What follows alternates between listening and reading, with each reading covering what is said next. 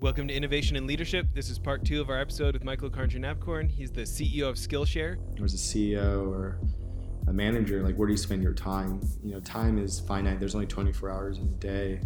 And obviously, you could be very reactive with your time, or you could be very proactive. And I spend a lot of time, reflecting on where I spend my time and, was that a good use? This is another episode of our Innovation and Leadership series where we interview pro athletes, world-class musicians, CEOs, Hollywood filmmakers, and a wide variety of other high achievers.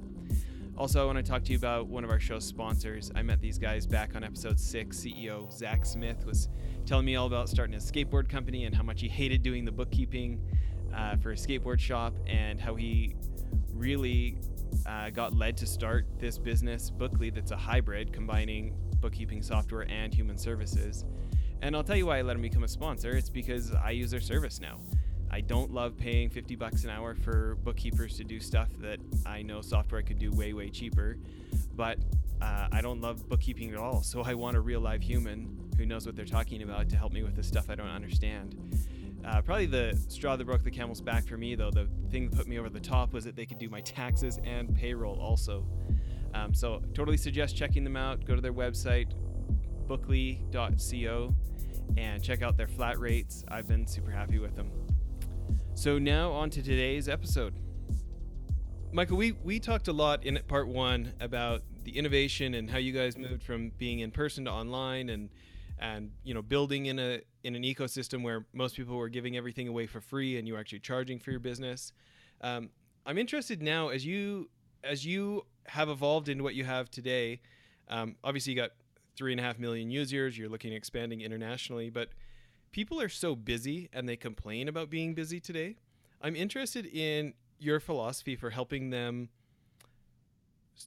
get them to stop in their tracks a little bit and recognize what's available from Skillshare. What's your your new client acquisition strategy of choice, or strategies of choice? Yeah. I think. Let me see. I think a lot of how we view it is just providing as much value. I think every single person is different from what they need, and we spend a lot of time on the back end figuring out how to personalize the experience for every single user. So whatever they want to find, they're able to find that as quickly as possible, and they can learn the skills that they need. So I wouldn't say there's any general approach, but maybe something that we just focus on, and is just keeping it as simple as possible by providing as much value as we can. Yeah. So, that's obviously got to help a ton of the word of mouth. Are you guys in the pay-per-click game also, or do you speak at a lot of conferences? What else do you do to get the word out about Skillshare?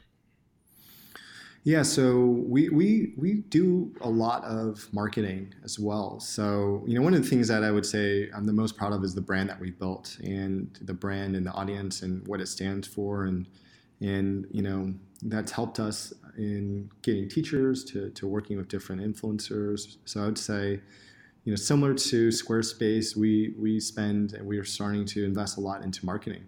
We have, anything from SEO to influencer marketing to content.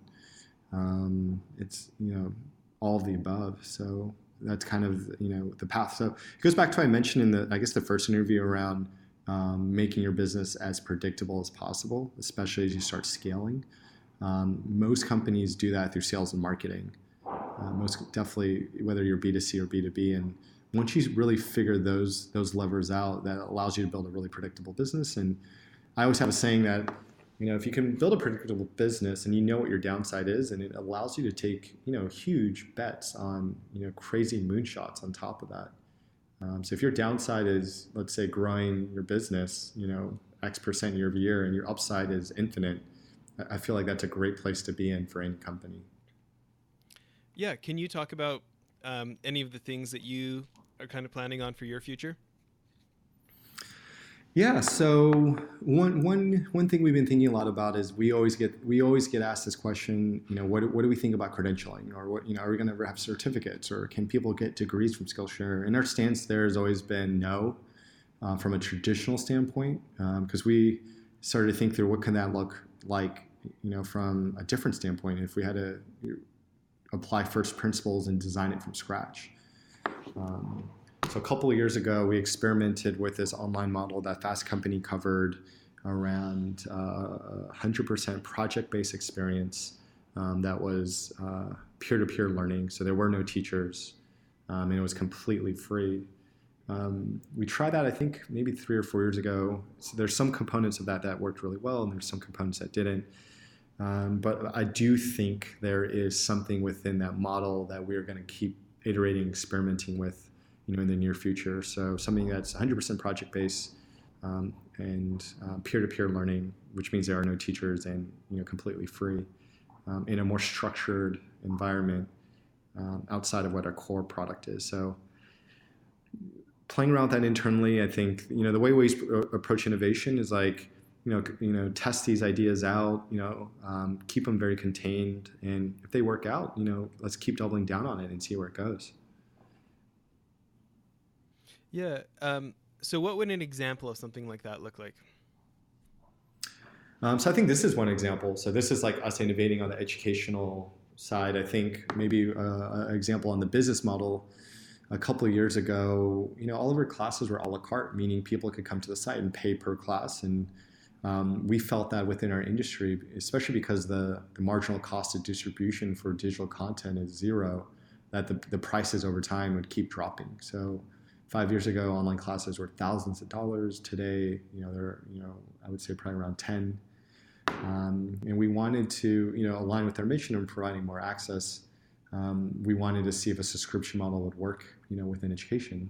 So we took 10 classes, put a $10 price point on them, and we kind of marketed to a small subset of users. And I guess we got to 100 subscribers and chatted with them, and they liked it, and we opened it up to more people, and I think that grew to about 1,000. And I think that's when we decided to kind of go all in, on that business model. So same format, and I think you can apply this to pretty much everything that we do, from how we design our content to experimenting with project-based learning to this year we also rolled out a no salary policy for our entire company to kind of level the playing field for everyone, so that we can pay people based on their skill set versus how well they interview. So all those ideas, they all started with with initial idea and a kernel that we kind of rolled out gradually, and next thing you know, it turns into a bigger and bigger thing. Yeah. So for people who are unfamiliar with that, can you explain the logistics of a no salary policy? Yeah, so I think this came out of a meeting that I was sitting in where there were two people that were relatively the same level of experience, and one was getting paid significantly more than the other. And I just didn't really have a good reason other than, maybe this person interviewed, maybe they negotiated a little bit harder, but outside of that, it just didn't really feel, I'll just keep it as simple as possible. It just didn't feel right. And then I started thinking through, what would it look like if everyone along that level had the same salary? And what would that look like if anyone that interviewed here knew what their salary was before they interviewed? And then we just started talking through that and what that could look like, and why that would work, and why that would be beneficial, and how we can maybe be one of the first companies within, I guess, our space or startups that can test that, and what would that look like if that became the norm? So we started thinking through that, and we realized that there were a lot of steps we had to take to make that work. One is, in order to do that policy, we had to make sure, number one, that we could stand by our salaries, meaning, there was always that one person that you would bend over backwards to bring into your company, and you would pay them whatever. Or maybe another person says we're below market, and so we had to stand by our salaries. We did a lot of research into what other companies are paying, where we wanted to stand. Obviously we're not Google, so we can't pay Google salaries. So we kind of came with a number that we felt like we could stand by. Yeah, and then we had to kind of internally level everyone's salaries. So some people are getting overpaid and some people are getting underpaid, and we had to readjust a lot of people's salaries, and that was not cheap for us to do. And third is we had to roll it out, throughout our entire interview process. And I would say we knew we were going to lose some people throughout the interview process that didn't like the policy or didn't like the salary. But it also attracted a lot of people that love that we tried that and we, tried something different. And I would say today it's allowed us to build a very, very diverse culture, which I'm extremely proud of. Because I think that is I guess, the equation of how you innovate in a company is you have to bring a lot of different perspectives and you need a diversity of thought in order to innovate. And you have to also create the right culture in order to cultivate that. And so, and about how big are you staff-wise? I think we're close to 60 people today. Okay. And just to clarify, is it there?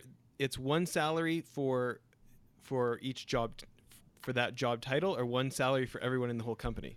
Oh, to clarify, it's one salary for that job title based on your level. So I think there are like three or four different levels for each role, depending on your experience. And we define experience as like your level of responsibility that you could take on. So yeah, someone that's 25 that is, the next LeBron James in their field that, is just extraordinary. Yeah, we're going to pay them for the level of responsibility and not for them being 25 years old. So that's kind of the philosophy that we have, and it's worked so far.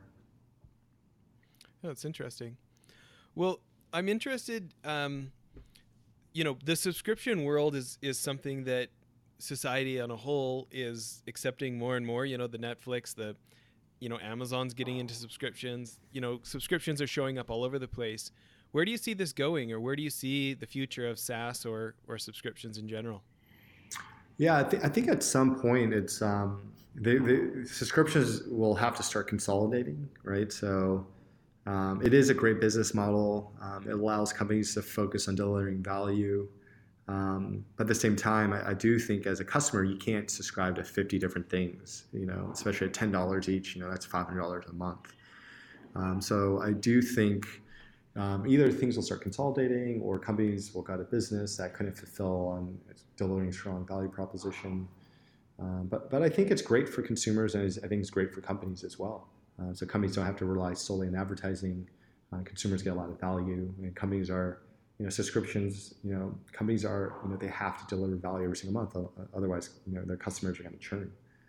So I think net, it's much more. It's a better model for everyone, but we'll see where it goes from here. Yeah, it certainly seems to let people be less annoyed. You look at the significant issues going on at the higher levels of the advertising industry, and it's kind of like after decades of essentially annoying people, now that there's choice, there's ad blockers, there's things like this. There are hard conversations happening at the highest levels of the ad industry these days about how can we provide something that actually takes the customer in mind more instead of just interrupting what they actually wanted, right? Yeah, for sure. Well, you talked a little bit before we got going on the show today, as I was asking you about leadership and innovation and skills as a CEO. You were talking about productivity and some other issues. What do you feel like are, I don't know, the most important lessons or the things that have helped you achieve what you've achieved? Yeah, I would say there's so many. I've actually started creating a doc that, where I've been writing down every lesson I've learned as they happen. And I think the list is like in the hundreds and hundreds and hundreds. It's just so long now. But I think the thing that we chatted about earlier that came to top of mind for me is like where, as a leader or as a CEO or a manager, like where do you spend your time? Time is finite. There's only 24 hours in a day. And obviously, you could be very reactive with your time or you could be very proactive. And I spend a lot of time, reflecting on where I spend my time and, was that a good use and work, I do think, there is also power law distribution on where you spend your time. So if you find the things that drive the biggest impact and if that overlaps with your strengths, then you can be a great leader by just playing to your strengths and prioritizing your time accordingly. But definitely is a skill that gets developed, and you have, I'm very diligent on, how I spend my time, and I would say I'm very, very proactive with it. So a great example is I block out my calendar. So, on Tuesdays and Thursdays are no meeting days for me. Most mornings are no meeting mornings. It's very surprising, but I don't go to a lot of meetings. Obviously, meetings are very efficient. I go to a lot of them, especially being the founder of Skillshare. But I'm very diligent where I spend my time, and I think there's that the I guess the deep work versus task work, and I find doing the deep work is where I can drive the most impact, and that could be thinking through the vision, the strategy, thinking through product, and that's where I spend a lot of my time. So I actually think this is a good place to pause for just a minute to tell you about one of our show sponsors. I was actually pretty excited when Skillshare reached out. A lot of our listeners know I'm a real learning nerd, really into the audiobooks and things like this. And these guys have a ton of great classes. There's like 16,000 classes on their website, but you only pay one monthly price. You don't have to pay per class like a number of the services out there. So it's unlimited access with a low monthly price kind of thing. But the breadth of the classes and the quality of them, I'm actually really impressed with. I was on there for just a few minutes and I had like a dozen classes I've saved to take. There's stuff on social media marketing, mobile photography, logo design, just all sorts of things for growing a business or creative things. And what's nice is they're letting me give away a free month. If you go to Skillshare.com/leader, you can get a free month. The class that I would recommend for sure right off the bat, though, is from Seth Godin. I'm a big Seth Godin fan, read all his books. A lot of my friends are too. But he's got a class on there called the Modern Marketing Workshop that I really could not recommend enough. I actually think it's better than a number of his books because it's super broken down, specific how-tos, answer this question for yourself, make a plan, write it down. It's not as much general marketing advice. It's like specific. You need to do stuff different if you watch this. Anyways, Skillshare.com/leader, get a free month. There's tons of stuff on there worth checking out. But my personal recommendation, the Modern Marketing Workshop by Seth Godin, is the one that I think you should at least check out. Anyways, let's get back in the interview. It's interesting because, as leaders or people who have started things, there's such a temptation to want to double check that everything's working right. Or, I think, it's often highly productive people, highly ambitious people that lead things. And so it does seem to take a certain amount of faith to pull out, and to use that time on what you actually think the highest value is versus maybe what you're tempted to go spend your time on. At least I find that for myself. Do you agree with that? And if so, are there any things you tell yourself or any tricks or any things you do to remind yourself, no, I'm intentionally going to use my time. I'm not going to be reactive? Yeah, I mean, there are a couple rules of thumb that I kind of abide by. So one is when I wake up, I always say I'm going to just do whatever the hardest thing is. I'm just going to do that first, because I know with my personality, if it's really hard, I'll find easy things to feel like I'm being really productive, and that could be like checking your email, like be around everything. So I always prioritize like what's the most important thing that I can get done today, and what's the hardest thing. Let me just knock that out. So I actually taught a class on Skillshare about this, and I created a rule called the 3x3x3, which are what are my 3 priorities for the week, what are my 3 wins for the day, or 3 priorities for the day, and what are my 3 wins for the week. So I spend about 5 to 10 minutes every single day just thinking through those and writing it down and just kind of focusing on knocking that out. And I would say the second is I'm just very diligent with my calendar. So I'll block out hours where people can't schedule meetings. And that's a great example of being very proactive with your time, right? So, there was a time where anyone could throw anything onto my calendar. And next thing you know, it's like you're in meetings from 8 in the morning to 8 at night, just constantly meeting with people. And then the follow-up question is like, when do you have time to actually get things done? And I realized that if you do that 3, 4, 5 days in a row, you get really behind. And then to play catch up, you have to work nights, you have to work the weekends, you have to wake up at 5 in the morning just to play catch up. And I realized looking at my calendar, like there are a lot of meetings that I actually didn't even have to go to. Or in some cases, some of those meetings didn't even need to be held. So that's when I started blocking out my calendar and, carving time out for myself as a leader to focus on the most important things. Because at the end of the day, that's kind of how you move the business forward. And that's how you also learn is by doing and getting things done. So I've been really diligent with my time and being very proactive with it as well. Yeah. Thinking about growing a company, growing an organization, um, you guys are obviously in the training world yourselves, but as far as your own staff, helping them become better leaders, take higher levels of personal responsibility, systematically helping them become better innovators, is that a formal process at Skillshare? Is it mostly just lead by example, or what's your philosophy on helping your staff continue to grow individually? Yeah, I think the best way for anyone to grow at any company is to be challenged and to be constantly learning. So we designed our culture to really facilitate that. So we have a culture of learning. And it's completely bottom up and decentralized. So we try to empower everyone to make those decisions because you learn a lot from making good decisions and making poor ones as well. You learn what to do, and you also equally learn what not to do.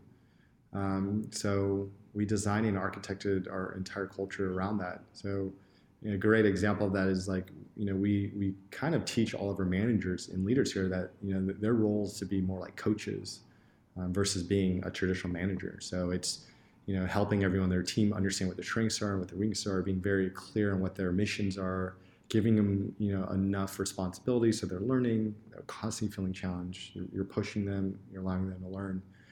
Versus being a dictator and just telling them what to do, because no one is going to feel challenged by just executing what someone else tells them to do. And it also doesn't allow them to feel empowered, and it equally doesn't allow them to hold themselves or each other accountable. So I think the best way for anyone to learn is to be challenged, and the best way to do that is to be slightly outside of your comfort zone and kind of punch it a little above your weight and see if you can do that, because if you can, you'll just be surprised at how fast people learn and how fast people grow, especially if they're motivated. Sure. I'm wondering if you have any advice. Our consulting firm, Mylan Advisors, we're advising a lot of CEOs and senior executives, and many in like the federal government or some state governments. And for folks who have come from more of a top-down, the leader has decided everyone needs to learn this so that it can meet this organizational priority. If someone like that wanted to become more of a, bottom-up driven kind of learning environment where they're trying to give more choice and autonomy to those individuals, any advice for them as they start to maybe loosen up the control on that, where they can feel like people aren't just going to go study something that actually doesn't benefit the organization, like guidance, or how do you put left and right limits on that, or just philosophical approach there? Yeah, I would definitely say it doesn't happen overnight, right? This is something that you can't just come to work the next day and say, hey, I want to empower everyone, so we're going to flip the org chart upside down, and everyone that's not a leader leads. I would say one, it definitely starts with the people. So you have to bring in the right people. So the reason we have our core values around SHARP, so let's use a great example around S, right? So we hire people that are self-starters, right? So we kind of probe for it, we look for it. If you have examples of being a self-starter previously, you're going to thrive in our culture because of the way, it's so bottom up that you have to kind of like, obviously we're going to tell you what broad missions that you should go on, but you kind of have to find the way through that maze to figure out how to make that happen. So I definitely say one is bringing the right people. I think number two is trusting them. I think, the foundation for any great team is the trust that that gets layered in between that team. And I think the third thing is, starting small, right? So maybe, if there is the right person that you trust as a leader, there's nothing wrong with, giving them a little bit more responsibility and having them make a recommendation, and then kind of walking them through and asking them a lot of questions. I would say it's a little slower approach, at the beginning, but, as a team, as a company, it allows you to go much, much faster, once that really kicks in. And maybe with that one example, you do it with another, and that's where that whole leading by example anecdote comes into play. Because once their peers start seeing that, they'll start mimicking that behavior, and that'll kind of like spread throughout your culture as well. Yeah, I know we're about out of time here for part two of the episode, but I'm interested in how this relates. I know one of the subjects I think you're interested in is the future of work, and I'm interested in what you do see as the future of work. Yeah, so I'll try to stay away from anything related to automation and the blockchain and all those things. But I think the future of work is going to be very independent. I think the idea that one person goes to work at a company for one salary will be the minority, let's say in 10 years, if not sooner. I think everyone's going to operate like they're a micro entrepreneur, where they're going to have different income streams from many different places. And I think it's going to be very, very, for most, and hopefully for most of them, it'll be very stable. But I think the future of work is going to, be, the power is going to shift from companies to individuals, because, with the talent shortages and the big skills gap, and with a lot of the people, I think they're going to work on their own terms. I think it's going to be independent. I think it's going to be flexible. I think it's going to be distributed, where teams are it's not going to be one team in New York. It's going to be a distributed team around the world. I think it's going to have equal opportunity for everyone. I think that's where the world's going. And I think we're already starting to see that, right? So a third of the US working population are freelancers. I think millennials are going to account for 75% of the workforce by 2025. And, they have their own rules of how they like to work. And I think we're going to see massive change in just, how we work and what the future of work looks like. And that's not even factoring in with AI and automation on anything that's routine. So I think that leads to the value of conceptual work increasing. And I would love to see the future of work also incorporating some version of basic income, so that majority of our population can have their basic needs covered, which allows them to focus on learning, being more creative, starting companies, taking more risk in the world. Exciting times of change, huh? Yeah, so I think if we're all excited by how much the world's advanced in the past 5 years, I actually think the next 5 years is gonna blow us all away. I don't even think we can even fathom how much the world can change and get better, hopefully for the better, in the next couple of years. So I'm really excited as well. Love it. Well, obviously, we're big fans of what you guys are doing, and encourage everybody to go to Skillshare.com and go sign up, check it out. Maybe to end off here, maybe let's close with one of the best pieces of advice you ever got. Yeah, so the quote that has kind of stuck with me for the longest time is, I think it was by an author named Jim Rohn, or Ron, R-O-H-N, and the quote is like, "You are the average of the 5 people you spend the most time with." And I've always felt that quote just resonated so well with me, because I always felt that if I worked hard and I was in the right place at the right time, I can always progress, and I can always achieve more and be more successful. And you just realize that if you surround yourself with people that are positive, that are truly successful, and success could just be defined in any way you want, you'll just realize that those things can happen for yourself as well. And you start believing those things, and next thing you know, those things happen. So I would encourage everyone to really think about who they spend the most time with, whether it's friendships or work relationships. And if there's anything that's negative or toxic, I'd just say life is way too short to have to deal with that. And surround yourself with the 5 people that you want to be like, and you'll be surprised at how fast your life can change there as well. Solid advice. I love it. Well, great. Let's end here. Thanks for making so much time for us. Thanks. Thanks for having me as well. Well, that's it for the episode. One other thing I wanted to tell you about, if you remember the guys from Convoy in episodes back, Ken Free and Trent Mano, I went on one of their CEO trips to New York, and I met a guy named Brent Thompson, very successful entrepreneur. He was former CEO of Jive Communications, big company now, I think $300 or $400 million. Anyways, he started a new company called blipbillboards.com. I'm super stoked they're a sponsor now. But I remember a year and some ago when I met him, I thought it was genius. Instead of having to buy 6 months or a year's worth of billboard for thousands of dollars, you can buy 8 seconds at a time for 10 or 20 cents. You pick what billboard you want it on, what time of day you want it to run, and it just puts so much power in the hands of marketers and CEOs who want to try something and see if it works. You can buy as many or as few as you want, change it as many times as you want. I think now our podcast is being advertised on billboards in 18 different states because we have these guys as sponsors. We're pretty excited about it. Hope you check out blipbillboards.com. Thanks.